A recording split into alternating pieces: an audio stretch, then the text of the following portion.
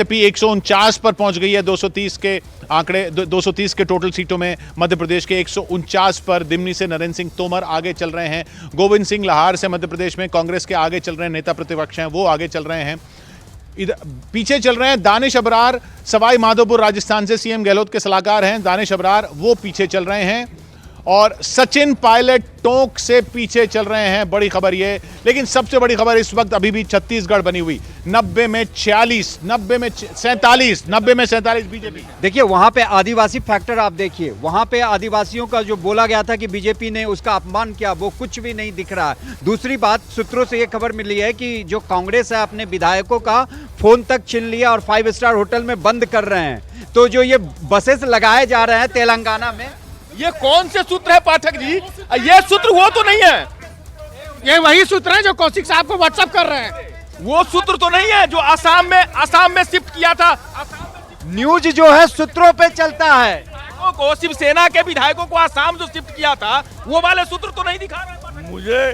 मैं ढूंढ रहा हूँ कि कोई आपके हैं कि नहीं यहाँ पर। आपके तो सब है, आपके तो सब है आलोक भाई। 151 बीजेपी, 230 में बीजेपी, 151 मध्य प्रदेश में 152 बीजेपी, 152। जो 150 पार की बातें हो रही थी, बीजेपी वहीं जा रही है।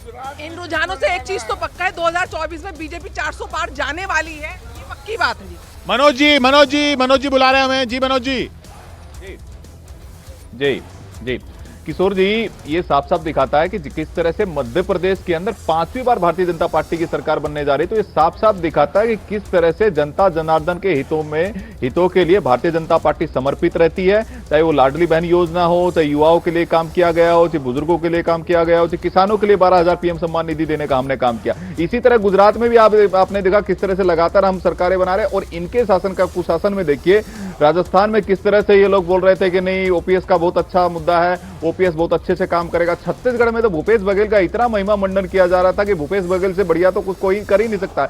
बस्तर रीजन के अंदर हमको जो पहले आकलन दे रहे थे, 12 सीटें हैं बस्तर क्षेत्र के अंदर, चाहे कांकेर हो, दंतेवाड़ा हो, कोंटा, बीजापुर, इन सीटों के जगदलपुर में भी हम लोग जीतने वाले। सरगुजा में आदिवासियों ने बहुत हमें भरपूर वहां पर समर्थन दिया है, क्योंकि आदिवासियों के लिए चाहे रेल योजना हो, नगरनार एक प्रोजेक्ट माननीय नरेंद्र मोदी जी ने वाला लगाने का काम किया। 1.5 लाख से ज्यादा लोगों को वहां रोजगार मिलेगा। और कांग्रेस पार्टी ने वहां पर बंद बुलाने का काम किया, यानी कांग्रेस पार्टी रोजगार देने के पक्ष में तो कभी रही नहीं, वो तो बेरोजगारी भत्ता देती है। और साथ में जब नरेंद्र मोदी जी वहां पर रोजगार देने वाली योजना लेकर के आए, तो छत्तीसगढ़ की बातें जो कह रहे हैं, ये सुबह तक कोई नहीं मान रहा था कि बीजेपी छत्तीसगढ़ में इस तरह से आगे हो सकती है।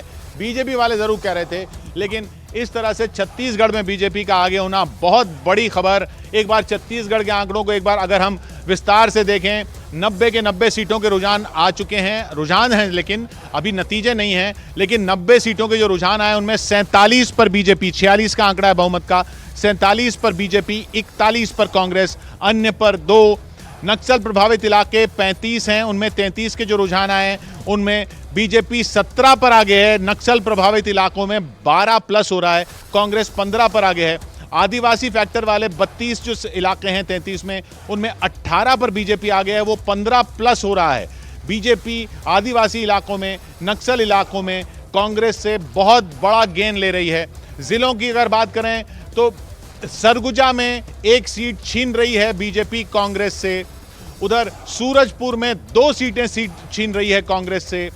कांग्रेस 1 सीट कोरबा में जरूर छीन रही है बीजेपी से, लेकिन छत्तीसगढ़ के जिलों में बालोद में 1 सीट बीजेपी कांग्रेस से जीत रही है। बलौदाबाजार से जरूर एक नुकसान हो रहा है बीजेपी को। तो जिलों में जरूर इधर उधर हो रहा है, लेकिन बड़ी तस्वीर आदिवासी फैक्टर और नक्सल प्रभावित इलाके जो हैं, इन दोनों फैक्टरों में बीजेपी कांग्रेस से बहुत बड़ा गेन कर रही है।